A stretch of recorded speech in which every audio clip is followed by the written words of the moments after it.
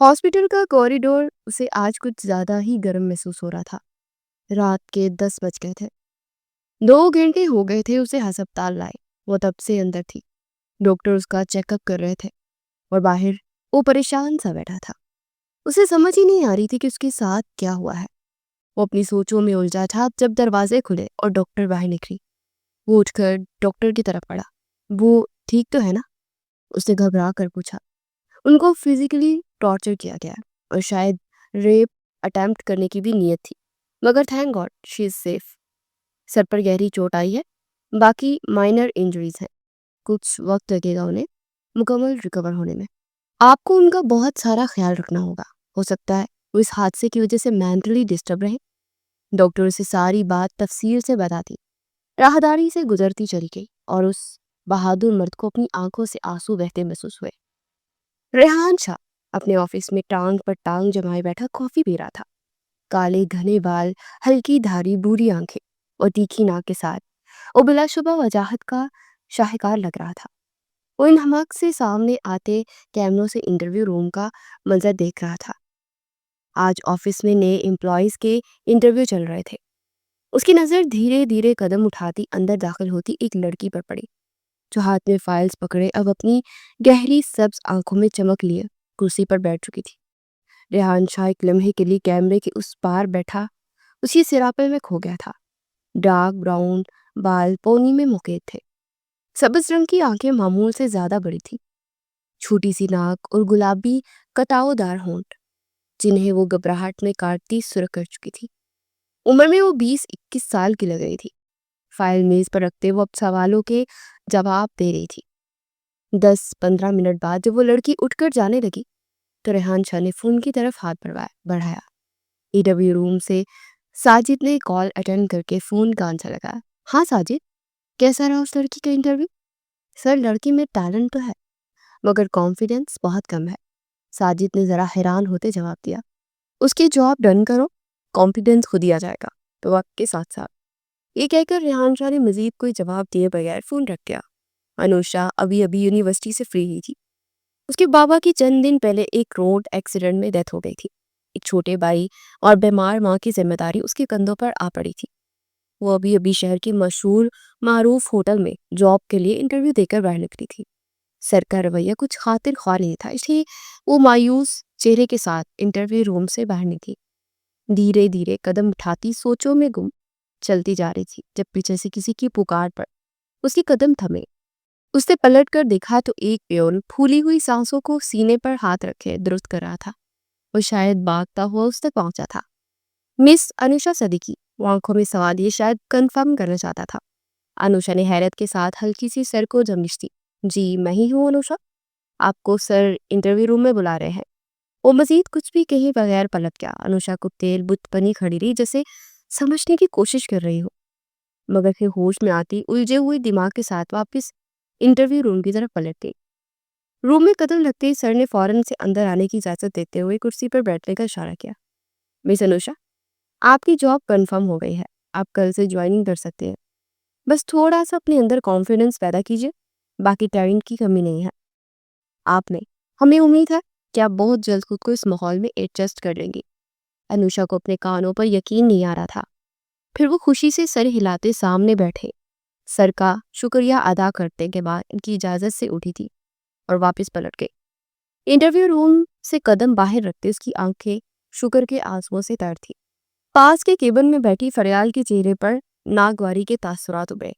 अभी तो ये लड़की मायूस चेहरा लिए इंटरव्यू रूम से बाहर निकली थी, फिर अब ऐसा क्या मिल गया जो इससे खुशी नहीं संभाली जा रही? फरियाल ने हाथ आगे बढ़ाकर मोबाइल उठाया। दूसरी तरफ से साजिद की मोहब्बाना आवाज उसकी कानों में पड़ी। यस मैम, ये लड़की को दूसरी बार क्यों बुलाया तुमने इंटरव्यू रूम में? साजिद उसके सवाल पर सारी बातों से बताकर फोन रख चुका था।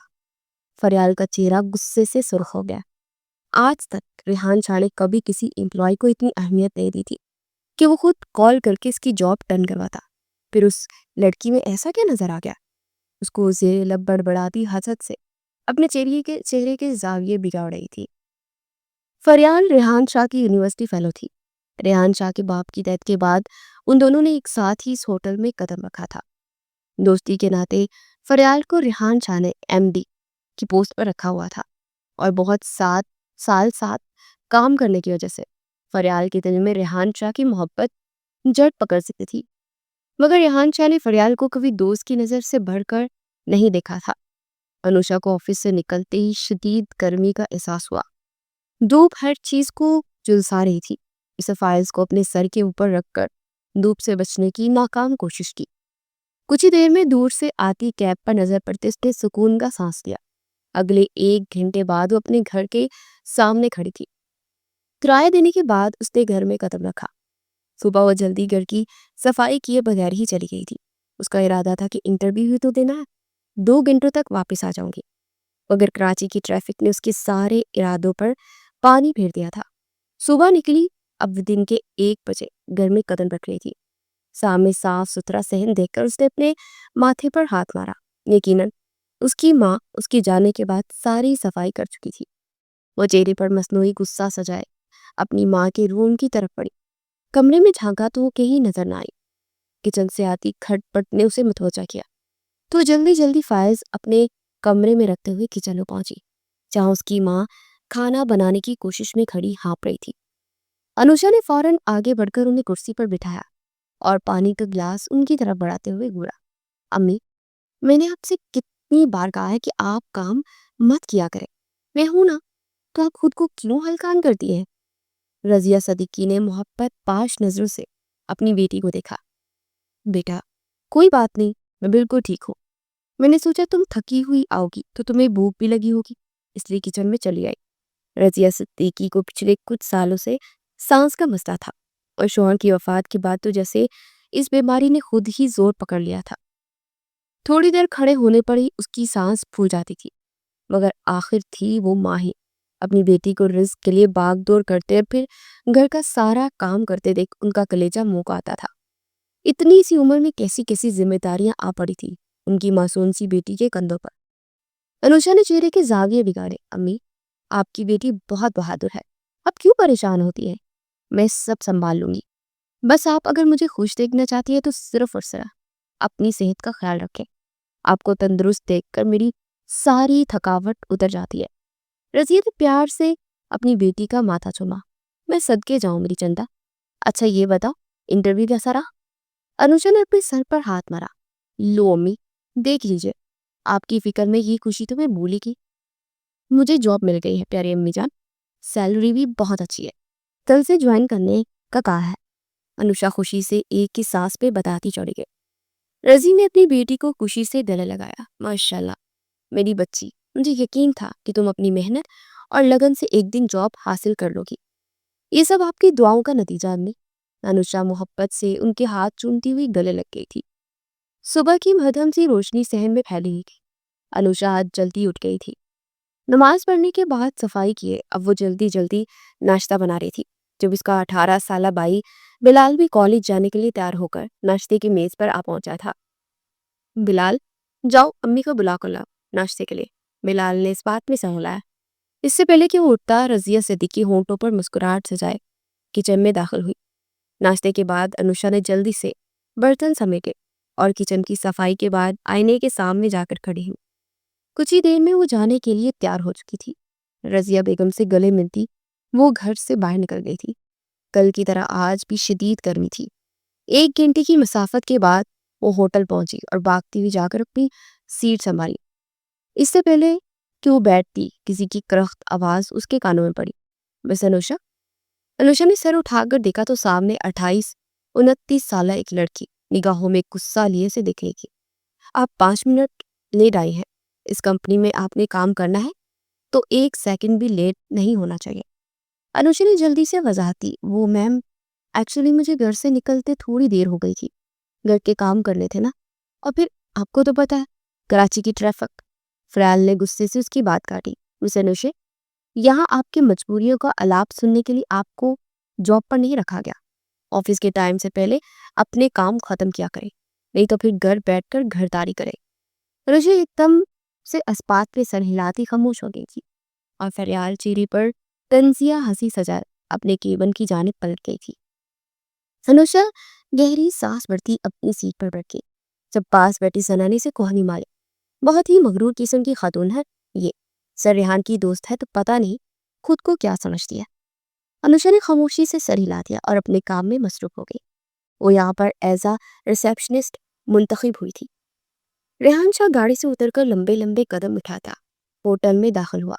आसपास नजर दौड़ाते उसकी नजर लैपटॉप की स्क्रीन पर झुकी अनुषा पर पड़ी।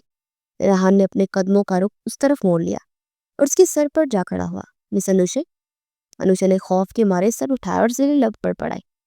या खुदा, अब क्या गलती हो गई मुझसे? रेहान शाह ने नासमझी से उसकी तरफ देखा। उसकी सरगोशी रेहान शाह के कानों तक पहुंच चुकी थी, मगर उसने नजरअंदाज करते हुए गहरी निगाहों से अनुषा को देखा, जो कंफ्यूजन में गुलाबी होठों को काटती उन्हें सुर्ख कर गई थी। रेहान शाह को उसकी गहरी सब्ज आंखों में अपना दिल डूबता हुआ महसूस हुआ। जी सर। अनुषा की आवाज रेहान शाह को होश में ले आई। आप नई एम्प्लॉय है ना? कोई मसला तो नहीं हो रहा काम पे?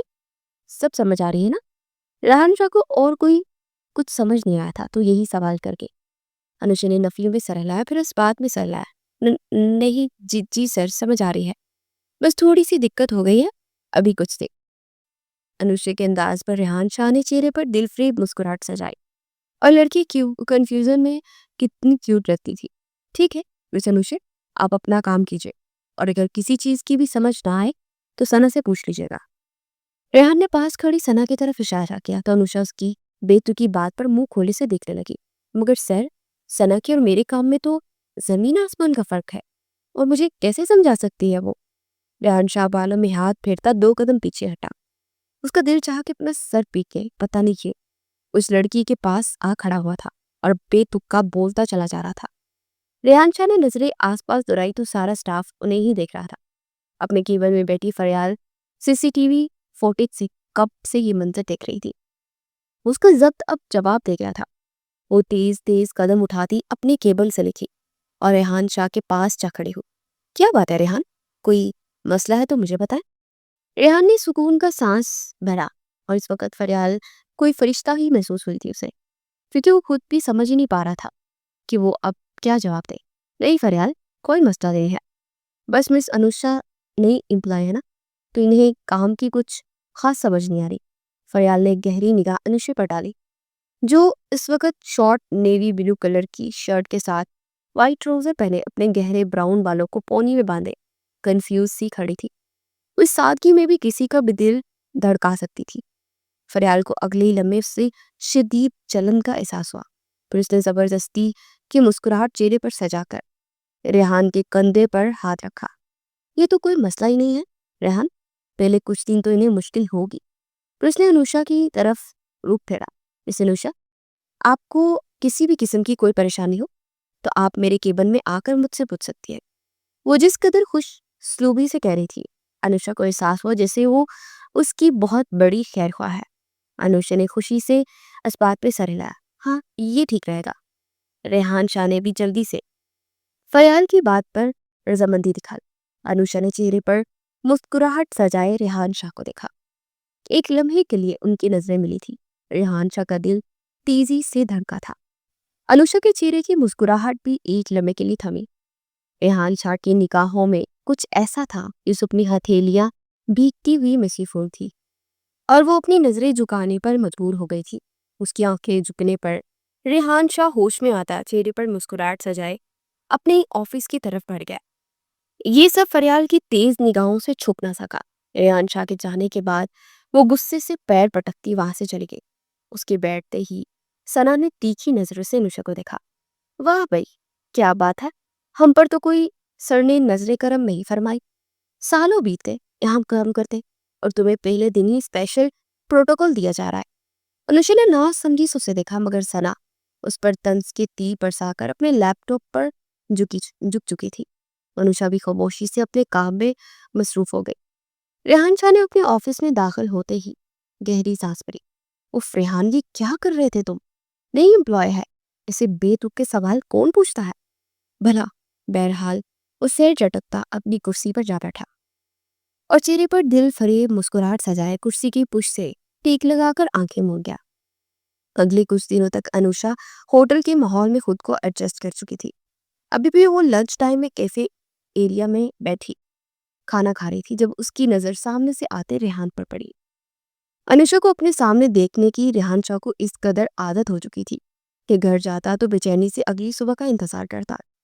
ऑफिस में सारा दिन कैमरे की आंख से उसे देखता और अब तो लंच का टाइम 1 घंटा भी उसे सदियों के बराबर लगता था। आज वो खुद पर काबू ना पाते हुए कैफे में कदम रख चुका था।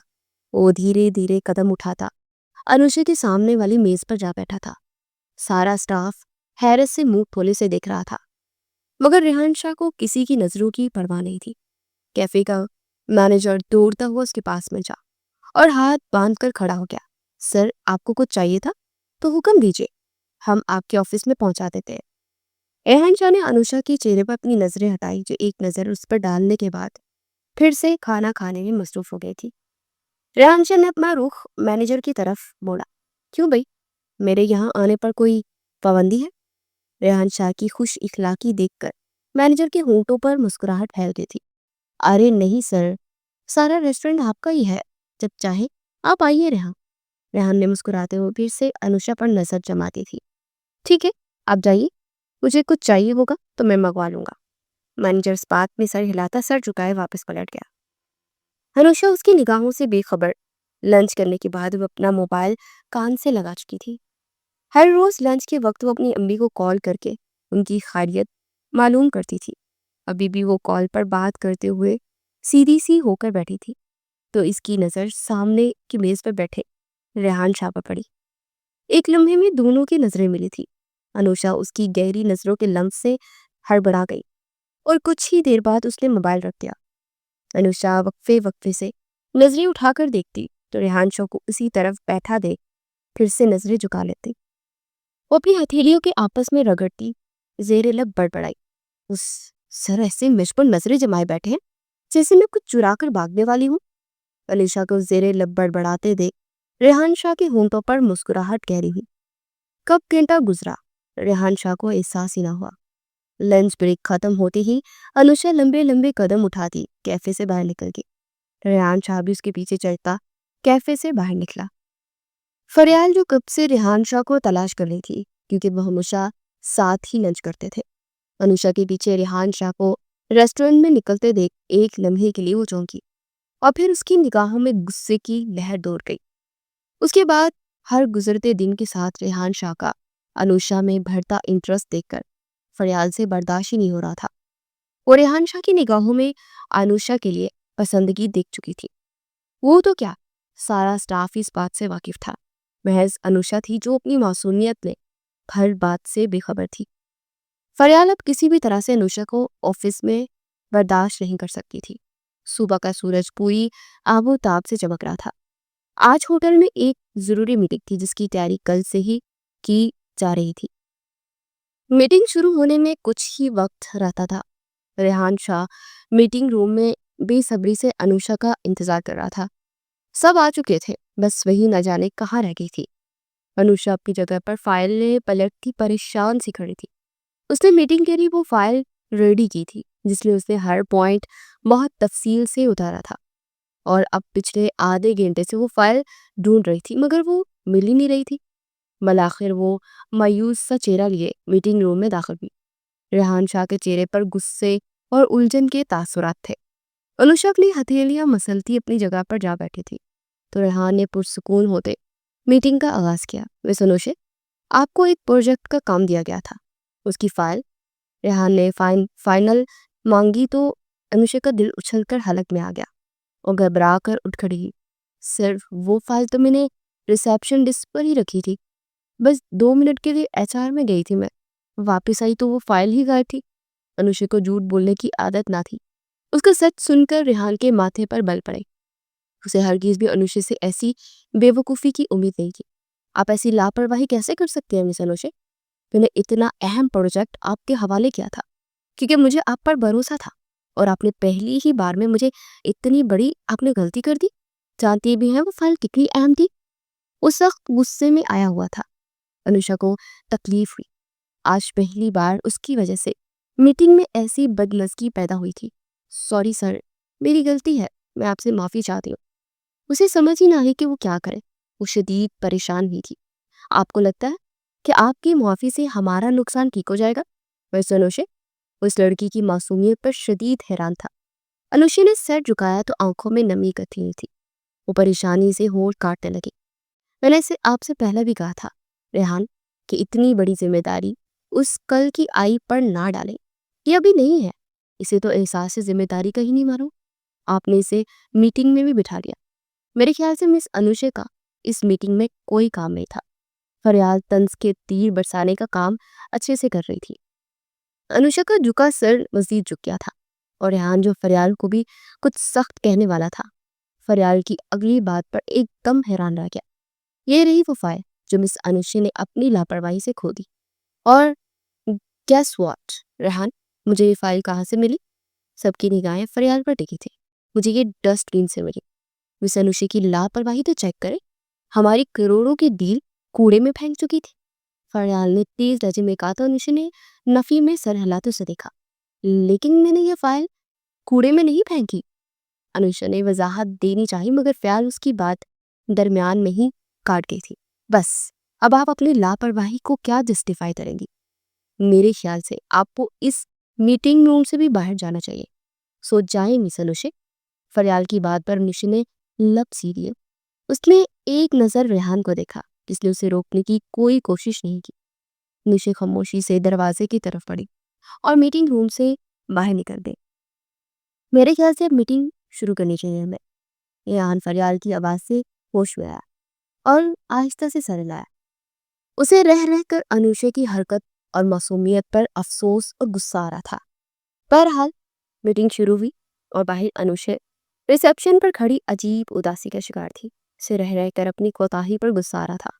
मगर फाइल डस्टबिन में कैसे जा सकती है, उसे ये ही नहीं समझ आ रही थी। और अंदर मीटिंग रूम में बैठी फरियाल की लबों पर एक शातिराना मुस्कुराहट थी। मीटिंग खत्म हुई। सब लोग मीटिंग रूम से बाहर निकल आए। रेहान को देखकर अनुषा अपनी जगह से उठी। उसने कुछ कहना चाहा मगर रेहान एक नजर उसे देखकर अपने ऑफिस की जाने पड़ गया। अनुषा के चेहरे पर गम के साहिल रहे। फरियाल ने एक नजर अनुषा को देखा और एक नजर रेहान की पुष्प पर डाली, फिर खुलकर मुस्कुराई और अपने ऑफिस की जानिब बढ़ गई। तुम्हें क्या लगा था मेरे होते तुम रेहान की गुड बुक्स में आओगी? मैं ऐसा होने ही नहीं दूंगी। और अनुषा उसके चेहरे पर एक गहरी मुस्कुराहट और फतह का खुमार था। वो पहली बाजी जीत चुकी थी। अनुषा जो रिसेप्शन पर मौजूद थी पास ही पर काम बाजू था। उसने रिसीवर कान से लगाया। मेरे ऑफिस में मिस अनुषा, रेहान शाह ने हुक्म दिया था और कॉल कट की। अनुषा गहरी सांस लेती उसके ऑफिस की जाने पड़ गई। उसने नॉक किया तो रेहान की आवाज कानों में पड़ी। कमेंट। अनुषा अंदर दाखिल हुई तो मेज के पार लैपटॉप पर झुका टाइपिंग कर रहा था। आपने मुझे बुलाया सर? न जाने क्यों अनुषा घबरा रही थी। उसकी आवाज पर रेहान ने सर उठाए उसे देखा। बैठे। उसे बैठने की इजाजत दी तो अनुषा कुर्सी खींचकर बैठ गई थी।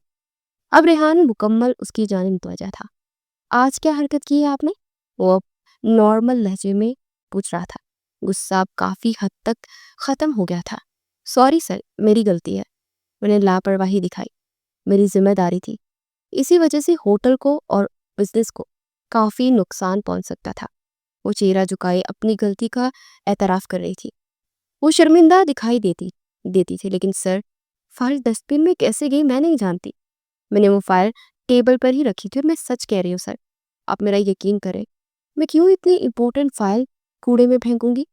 उसने एक पल के लिए चेहरा उठाए रेहान की आंखों में झांका था और उस लम्हे रेहान को अपना दिल मुट्ठी में बंद होता महसूस हुआ। उसने कहा, रेहान ईमान ले आया था। ओके, फॉर कैरेट, लेकिन आइंदा ऐसा कुछ ना हो। मैं आपकी पहली और आखिरी गलती समझकर आपको माफ कर रहा हूँ। लेकिन अगर आइंदा ऐसा हुआ तो आपको यहाँ आपकी कोई जगह नहीं है। मुझे लापरवाही बिल्कुल पसंद नहीं। अब जाए और अपना काम करें। अनुषा ने समझने वाले अंदाज में सर हिलाया और उसके ऑफिस से बाहर निकल आई। मगर अब उसके दिल का बोझ कुछ हल्का हो गया था। मगर अंदर ऑफिस में रेहान परेशान बैठा था। फाइल को आगे पीछे होना समझ आता था मगर वो फाइल डस्टबिन में कौन क्यों फेंकेगी, उसे यही समझ नहीं आ रही थी। कुछ सोचते हुए उसे सीसीटीवी फुटेज चेक करने का सोचा। अब वो सीसीटीवी फुटेज निकाल रहा था। अनुषा ने जो कहा वो सच था वो फाइल रखकर एचआर गई थी। कुछ देर बाद फरियाल रिसेप्शन पर आई और फाइल पर निगाह पड़ी तो उसने फाइल खोल कर देखी और फिर मुस्कुराते हुए फाइल उठा ली। रेहान के चेहरे पर गुस्से के तासुरात नुमाया हुए। फरियाल का फाइल उठाना उसे बुरा नहीं लगा, मगर फरियाल ने सारे स्टाफ के सामने जो वहां कहा उसे फाइल डस्टबिन से मिली, वो झूठ था। और रेहान को झूठ से नफरत थी। गुस्से से तन फन करता वो उठा और फरियाल के ऑफिस की तरफ बढ़ा। इससे पहले कि वो ऑफिस में दाखिल होता, अंदर से आने वाली आवाज उसके कदम जंजीर कर गई। फरियाल किसी से फोन पर बात कर रही थी, शायद किसी दोस्त से। रेहान वहीं रुक गया और वहीं खड़ा उसकी बातें सुनने लगा। इतने सालों से मैं और रेहान बेहतरीन दोस्त है। उसने आज तक मेरे सिवा किसी को नहीं देखा, तो फिर वो कल की लड़की के कैसे रेहान को काबू कर सकती है? और मैं हाथ पर हाथ रख के देखती रह जाती। रेहान सिर्फ मेरा है, मेरे होते हुए कोई उसके करीब नहीं आ सकता। अगर मुझे उसे रेहान की जिंदगी से निकालने के लिए मजीद बुरा बनाना पड़ा तो मैं बनाऊंगी। मैं हर हद से गुजर जाऊंगी, मगर रेहान को कभी किसी का नहीं होने दूंगी। फरियाल की आवाज में एक काट थी और रेहान जहां था वहीं का वहीं साकित रह गया। उसे हरगिज भी उम्मीद नहीं थी कि फरियाल उसे पसंद करती होगी। उसके जहन में तो कभी ऐसी कोई बात आई ही नहीं। वो उसके लिए दोस्त थी और तो उसे बिल्कुल बहन समझता था। ये फरियाल के दिमाग में कौन सा अजीब फतूर पड़ा हुआ था? रेहान को अपना सर दर्द से फटता हुआ महसूस हुआ। वो जो फरियाल से बात करने वाला था, मुनासिब मौका देखकर बात करने का सोचते वापस पलट गया। उसकी निगाह सीढ़ियों से नीचे गई। सामने रिसेप्शन का एक हिस्सा नजर आ रहा था, जहाँ पर अनुष्य का नीम रूप दिखाई दे रहा था। वो लैपटॉप पर झुकी बहुत इनमाक से काम कर रही थी। रेहान के लबों को मुस्कुराहट नहीं छुआ, मगर उसे फरियाल की सोच पर अफसोस हुआ। वो एक मुख्ती लड़की पर ऐसा इल्जाम लगाकर उसके करियर के साथ कैसे खेल सकती है? अगर रेहान गुस्से में आकर उसे काम से निकाल देता तो? उसे हैरत हो रही थी कि फरियाल ऐसे कैसे कर सकती है। उसे फरियाल को समझाना होगा कि वो बस दोस्त है, इससे बढ़कर वो कुछ नहीं। उसका मोबाइल फोन बज उठा तो वो कॉल पर बात करता होटल से बाहर निकल गया। उसे फरियाल से बात करने का मौका ही नहीं मिला था। 2 दिन की मीटिंग के लिए उसे इस्लामाबाद जाना पड़ा, तो उसने वापस आकर बात करने का सोचा, मगर वापस आकर फिर कामों में मसरूफ हो गया था। चंद दिन गुजरने के बावजूद भी रेहान का रवैया अनुषा के साथ पहले जैसा ही था। ये देखकर फरियाल अंदर ही अंदर जल रही थी। उससे मजीद बर्दाश्त नहीं हो रहा था कि रेहान उसके सिवा किसी और को देखे, किसी और को चाहे। उसे बस रेहान की अटेंशन चाहिए थी, उसे रेहान की मोहब्बत चाहिए थी। वो इकलौती रेहान के दिल की मलका बनना चाहती थी और अब उसे हर हाल में अनुषा को अपने रास्ते से हटाना था, क्योंकि वो साफ रेहान की आंखों में अनुषा के लिए गहरी बढ़ती चमक देख सकती थी। और इसी चमक को मिटाने के लिए उसने बहुत बड़ा मंसूबा बनाया। वो जानती थी कि वो गलत कर रही है, मगर अपनी मोहब्बत को हासिल करने के लिए वो किसी भी हद तक जा सकती है, चाहे फिर किसी लड़की की जिंदगी या इज्जत ही क्यों ना तबाह हो जाए। फैसला हो चुका था, तबाही प्लान कर ली गई थी। कराची शहर पर रात गहरी हो चुकी थी। आज वो काफी लेट हो गई थी। नाइट शिफ्ट शुरू हुई। 2 घंटे हो गए थे। आज उसकी कॉलीग नाइला की तबीयत भी ठीक नहीं थी, इसलिए वो आज नाइट शिफ्ट पर आ नहीं सकी और रिसेप्शन खाली छोड़कर वो जा नहीं सकती थी। इसलिए फरियाल ने कहा कि कुछ देर वो काम करे, तब तक वो किसी और की यहाँ ड्यूटी लगा देगी। मगर अभी तक कोई आया ही नहीं था। उसने घर कॉल किए अम्मा को इत्तला दे दी थी कि आज वो लेट हो जाएगी। कुछ देर पहले ही रेहान घर के लिए निकल गया था। रेहान को जाने की तसल्ली करने के बाद फरियाल अपने ऑफिस से निकली और रिसेप्शन तक आई। अनुषा काम कर रही थी। मिस अनुषा? उसने अनुषा की ओर पुकारा। Yes ma'am. अनुषा ने चेहरा मोड़े उसे देखा। आज उसने ब्लैक फ्रॉक पहन रखी थी। भूरे बाल हमेशा की तरह पोनी में कवर्ड थे। मुझे आपकी एक छोटी सी हेल्प चाहिए। ये पार्सल रूम नंबर 405 में पहुंचाना है। आसपास कोई वेटर भी नजर नहीं आ रहा। प्लीज अगर आप चली जाएंगी तो मेरी बहुत हेल्प हो जाएगी। वो जानती थी कि अनुषा बहुत मासूम है, उसे बेवकूफ बनाना आसान होगा, लेकिन मैम मैं रिसेप्शन को छोड़कर नहीं जा सकती। उसे अपनी परेशानी जाहिर की। हाँ रुको, मैं किसी को कहती हूँ, वो तुम्हें वापस आने तक यहाँ रुक जाएगा। तुम ये दे आओ, तब तक सानिया आ जाएगी। मैंने आज उसे कहा है कि रिसेप्शन पर आज वो नाइट शिफ्ट कर दे। आमिर सुनो। फरियाल ने सारी बात उसे समझाकर पास ही एक स्वीपर को आवाज लगाई। जी मैम। वो करीब आ गया। तुम यहाँ रहो, अनुषा भी आती है। जाओ अनुषा। अनुषा ने इस बात में सर हिलाकर वो पार्सल पकड़ा और लिफ्ट में दाखिल हो गई। सानिया आने वाली है, वो आ जाए तो तुम चली जाना। और हाँ, अगर सुबह रेहान आकर अनुषा पूछे तो उसे बता देना कि अनुषा कल रात अपने किसी दोस्त से मिलने रूम नंबर 405 में गई थी और रात से वही है। ओके। स्वीपर को उसकी बातें खाक समझ ना आई थी, बस उसने इस बात में सर हिला दिया था। हरियाल के चेहरे पर एक शैतानी मुस्कुराहट नमूदार हुई और वो होटल से बाहर निकल गई। उसका काम हो गया था। रेहान आधे रास्ते में था जब उसे याद आया कि उसका मोबाइल ऑफिस में ही रह गया। उसे गाड़ी वापस मोड़ी। अनुषा ने दरवाजा खटखटाया। कौन? किसी मर्द की आवाज आई। वो आपका पार्सल है सर। अनुषा घबरा रही थी। हाँ अंदर प्लीज, टेबल पर रख दो। दरवाजा खुला है। अनुषा ने हाथ बढ़ाया तो दरवाजा खुलता चला गया। वो अंदर दाखिल हुई तो अंदर मध्यम सी रोशनी थी। उसे कोई भी नजर ना आया, शायद गेस्ट वॉशरूम में हो। ये सोचते उसने पार्सल टेबल पर रखा जब उसे दरवाजा बंद होने की आवाज आई। अनुषा का दिल उछलकर हालत में आया। वो जैसे ही पलटी तो उसके पीछे ही एक आदमी खड़ा था, यही कोई 30 साल का, मगर उसकी आंखों में गहरी दिलचस्पी और हवस का तासुर था। अनुषा को यहाँ आना अपनी जिंदगी की सबसे बड़ी गलती महसूस हुई। काश वो यहाँ ना आती। आपका पार्सल सर, अब मैं चलती। अनुषा ने पास से गुजरकर बाहर जाना चाहा जब उसे तेजी से अनुषा का बाजू पकड़े से अपनी जान खींचा कि अनुषा के लबों पर से चीख निकली। रेहान अपना मोबाइल लिए वापस ऑफिस से बाहर निकला, फिर नीचे आया तो उसकी नजर रिसेप्शन पर पड़ी। वहां अनुषा का बैग पड़ा हुआ था, मगर वो खुद कहीं नहीं थी। बैग यही था, मतलब वो होटल में ही था। इतनी रात हो गई, आज वो घर क्यों नहीं गई? वो हैरान था। मिस अनुषा कहाँ है और तुम यहाँ क्या कर रहे हो? रेहान ने आमिर से पूछा था। वो मिस अनुषा तो रूम नंबर 405 में गई है, फरियाल मैम ने कहा था। सानिया मैम के आने तक यही रुकना। रेहान को समझ नहीं आई कि अनुषा किसी रूम में क्यों गई। वो ऊपर क्यों गई है? पता नहीं सर, शायद फरियाल मैम ने कोई काम कहा था। अनुषा मैम के हाथ पे कोई पार्सल भी था। स्वीपर को जितना पता था उसने बता दिया। अच्छा, रूम नंबर 405 में कौन रुका है? स्वीपर ने लाल इल्मी का इजहार किया। मैं खुद ही देखता हूँ। वो आगे बढ़ा और अब लैपटॉप खोले होटल के रिकॉर्ड देख रहा था। उसे समझ ना आई कि एक अकेला मर्द जिसे अनुषा जानती थी वो होटल में क्यों रुका था। आज नायला क्यों नहीं है? उसने आमिर से पूछा। वो फरियाल मैम ने बताया कि आज उसकी तबीयत खराब है। रेहान को कुछ गड़बड़ का एहसास हो रहा था। उसने अपना मोबाइल निकाला और अब वो नायला का नंबर मिला रहा था। छोड़े सर, क्या कर रहे हैं? अनुषा ने घबरा कर अपना बाजू छुड़वाने की कोशिश की। उसे बहुत खौफ महसूस हो रहा था। कहाँ जा रही हो हसीना? मुझे तो रूम सर्विस पे चाहिए। वो अजीब बेबाकी से कहता अनुषा को अपनी तरफ खींच चुका था। अनुषा को अब सही मानों में उस शख्स की नीयत का एहसास हुआ। छोड़े मुझे, मैं ऐसी नहीं हूँ। मैं शोर मचाकर सबको इकट्ठा कर लूंगी। अनुषा ने उसे पूरी कुव्वत से धक्का दिया और उससे दूर होकर दरवाजे की जानिब बढ़ना चाहा। जब वो सीधा होता एक ही चिसले अनुषा तक पहुंचा और उसे बालों से पकड़े उसका सर सीधा दीवार में दे मारा। अनुषा की चीखें निकल गई, मगर कमरा साउंड प्रूफ होने की वजह से बाहर किसी को भी पता नहीं चला। उसे अपना सर चकराता हुआ महसूस हुआ था। दर्द की शिद्दत से वो बेहोश हो रही थी। उसे महसूस हुआ कि अब वो मर्द उसका दुपट्टा उसके गले से निकालकर उछाल चुका है। अर्शा ने शिद्दत से उस वक्त किसी के आने की दुआ की और चक्कर चक्कर चकरा कर गिर गई। क्या तुम बीमार नहीं हो? नाला की बात सुनकर रेहान को 440 वाट का करंट लगा।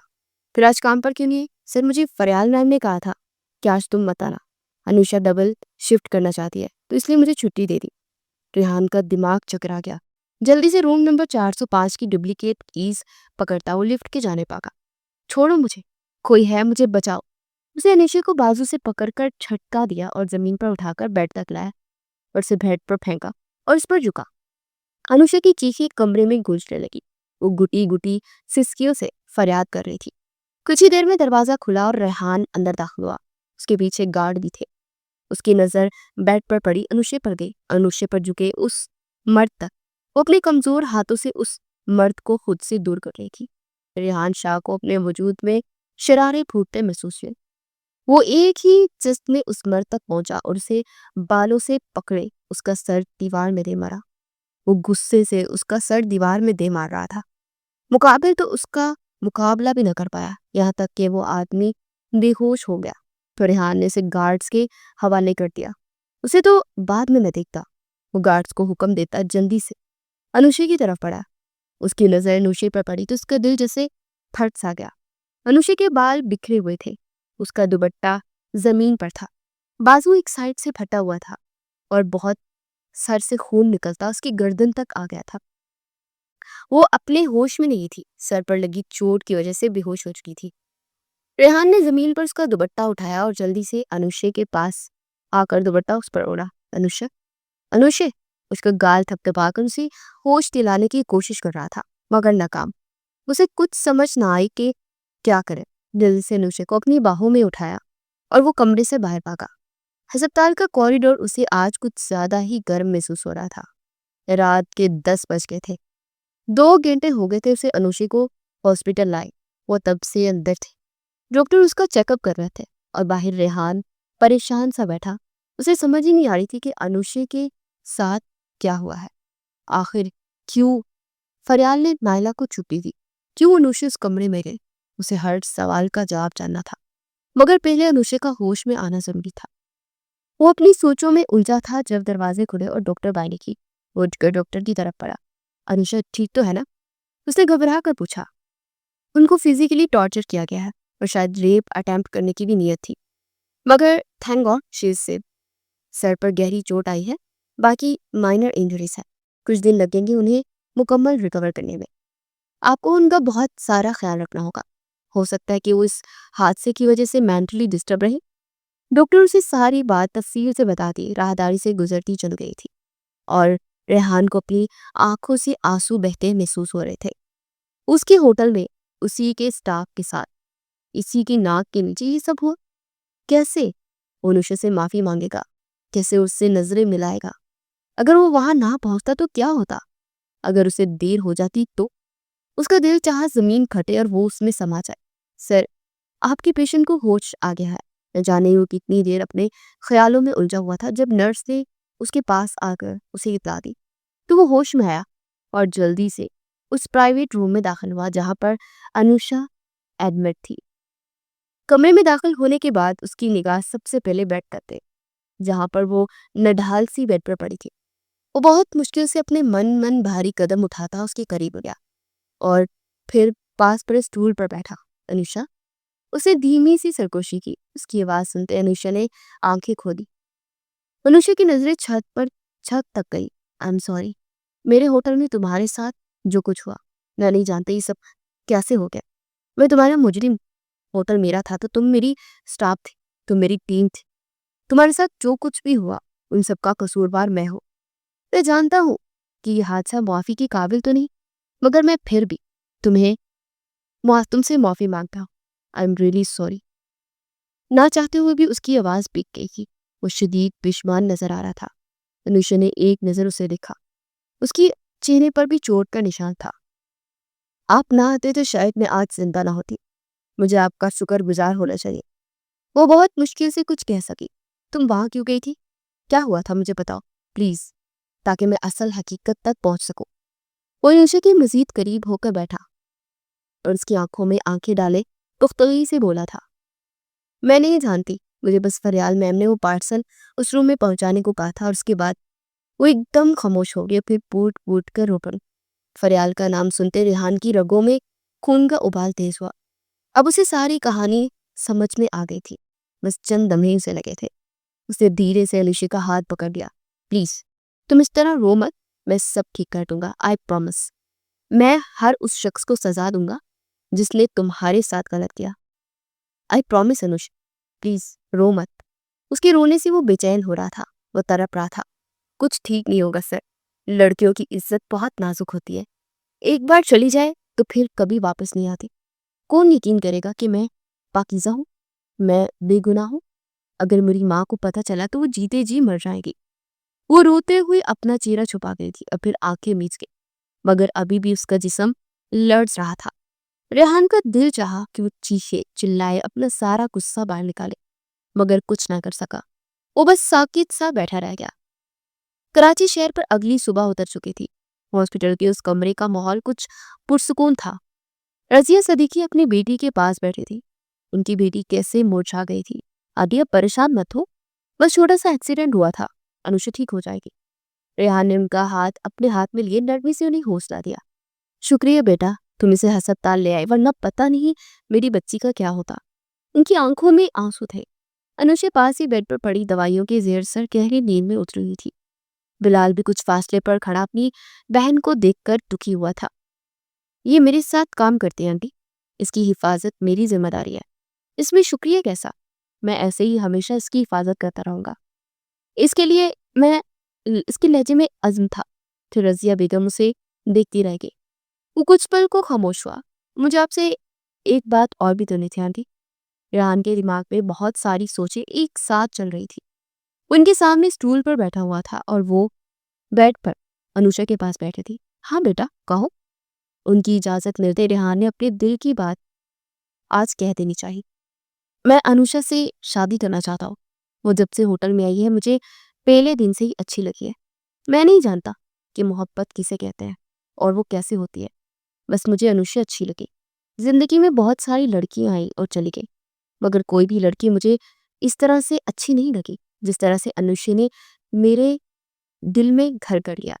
28 साल में पहली बार मुझे आज ऐसा महसूस हुआ कि मुझे शादी कर लेनी चाहिए।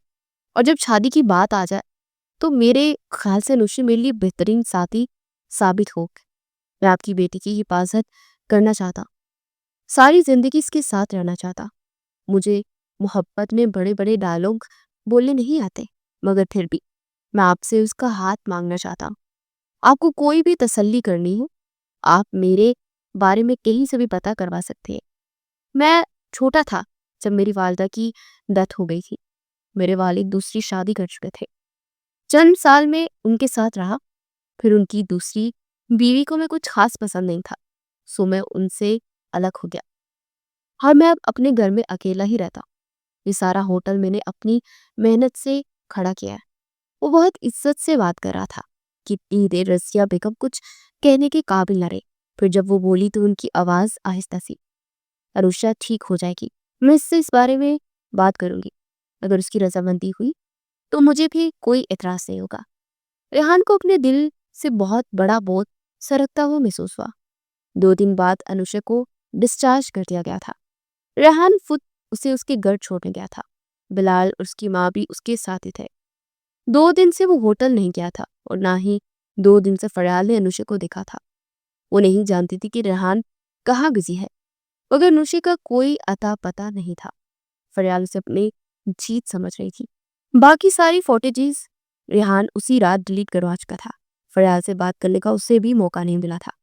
अनुषा को उसके घर छोड़ने के बाद अपने घर चला गया और आज सिर्फ रेस्ट करना चाहता था, क्योंकि 2 दिन अस्पताल में वो एक पल के लिए भी सो नहीं सका था। रेहान के जाने के बाद रज़िया बेगम उसके कमरे में दाखिल हुई। उसके हाथ में सूप का बाउल था। अनुषा दिल ही दिल में पुरसुकून थी। रेहान ने सारी बात संभाल ली और उसकी माँ को कुछ भी पता नहीं लगने दिया। अब वो उसके पास बैठी उसे सूप पिला रही थी। मुझे तुमसे एक बहुत जरूरी बात करनी है। माँ की बात पर अनुषा का दिल घबरा गया। रेहान तुमसे शादी करना चाहता है। माँ के अल्फाज पर वो पत्थर हो गई। क्या? उसे हैरत का शदीद धचका लगा। तो रज़िया बेगम ने उसे सारी बात बता दी जो हॉस्पिटल में रेहान ने उनसे कही थी।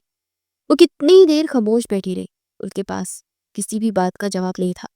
मुझे तो लड़का बहुत अच्छा लगा, इतना अमीर है मगर उसमें जरा भी गरूर नहीं है। सबसे बढ़कर वो लड़कियों की इज्जत करना जानता है और तुम्हें पसंद भी करता है। बात सिर्फ दौलत की होती तो मैं कभी भी हाँ नहीं करती, मगर लड़का वाकई हीरा है, इसलिए मुझे तो बहुत पसंद आया।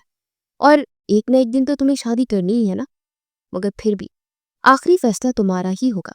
जैसा तुम कहोगी वैसा ही करेंगे। तुम अच्छी तरह से इस मामले में सोच लो। अम्मा उसे समझाती कमरे से बाहर निकल गई थी और वो कितनी ही देर इस बारे में सोचती रही। इतना सब कुछ जानने के बाद और जो कुछ उस रात होटल में हुआ, उसके बाद भी रेहान उससे शादी करने की बात कर रहा था। ठीक है अनुषा, उसे उसने नहीं देखा था, मगर उसे अपनी इज्जत बनाने की बात कर रहा था। लेकिन क्यों? क्या सिर्फ इसलिए कि उसके साथ वो हादसा हुआ? क्या उससे हमदर्दी कर रहा था? वो अपने दिलो दिमाग की जंग लड़ती जब हार गई तो उसने रेहान को फोन किया, जो दूसरी बेल पर उठा लिया गया। शायद वो उसके फोन का ही इंतजार कर रहा था। जैसे वो जानता था कि उसे ज़रूर फ़ोन करेगी। आपने मेरी मामा से क्या कहा? बिना सलाम दुआ के उसने पहला यही सवाल पूछा। वही कहा जो उन्होंने तुमसे ज़िक्र किया। मैं वाक़ई में तुमसे शादी करना चाहता हूँ। रेहान बहुत संजीदा था। उस हादसे के बाद आप मुझसे हमदर्दी रखते हैं? अनुषा ने ज़ब्त से मुट्ठियां बीचते पूछा। रेहान को तकलीफ हुई। नहीं, अगर वो हादसा ना भी होता तब भी मैं तुमसे ही शादी करता, क्योंकि जब से तुम होटल में आई हो तब से मेरा दिन खुद ब खुद तुम्हारी तरफ राग़िब होता जा रहा है। और तुम्हारे साथ उस सब उस वजह से हुआ क्योंकि मैं तुमसे मोहब्बत करता हूँ। उसकी आखिरी बात पर मुझे कुछ 440 वोट का झटका लगा। क्या क्या कहना चाहते हैं आप? वो इसकी बात जरा भी समझ नहीं सकी। तुम मेरी बीवी बन जाओ, फिर बाकी सारी बात निकाह के बाद तफसील से बताऊंगा। वो बात गोल कर गया। और अगर मैं इनकार कर दूं तो? अनुष्या ने सख्ती से पूछा। मुझे यकीन है तुम इनकार नहीं करोगी। और आपको इतना यकीन क्यों है? अनुष्या हैरान थी, क्योंकि मैंने तुम्हारी हिफाजत की है और मैं जानता हूँ कि एक लड़की के लिए उसका मुहाफिज बहुत खास होता है। मैं तुम्हारी अगली कॉल का वेट करूंगा। जब तुम शादी के लिए हाँ किए मुझे इन्फॉर्म करने के लिए कॉल करोगे। बस कॉल काटी जा चुकी थी। वो हैरत से मोबाइल फोन को घूरती रह गई। वो आज काफी दिनों बाद होटल में दाखिल हुई थी।